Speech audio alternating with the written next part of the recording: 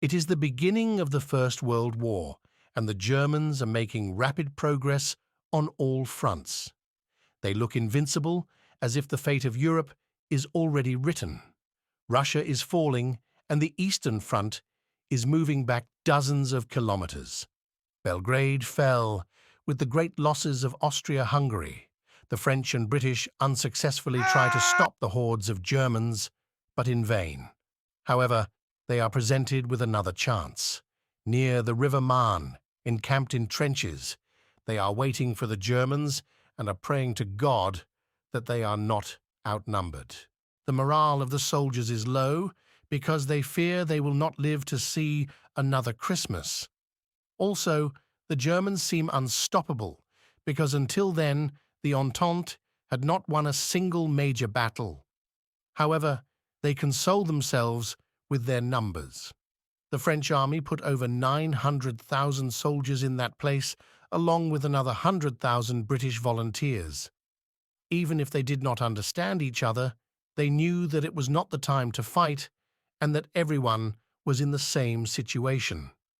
With 3 months of preparation of 7 lines of trenches, the French are still not ready because the opponents made twice as many occupations as planned. Also, not all the British artillery had been delivered to their destination before the battle. During that time, the Germans are at the peak of morale.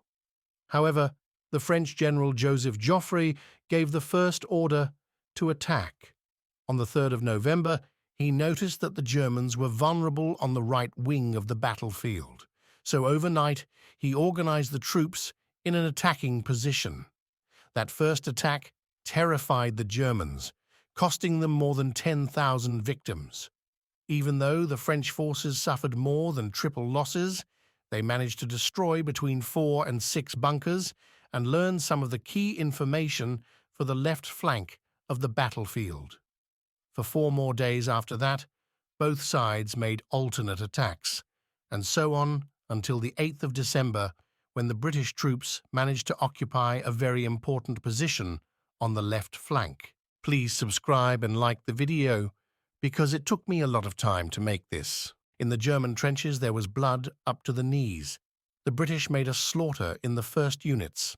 They cut off some of the more important telephone networks so that the right wing did not even know that the trenches had been breached.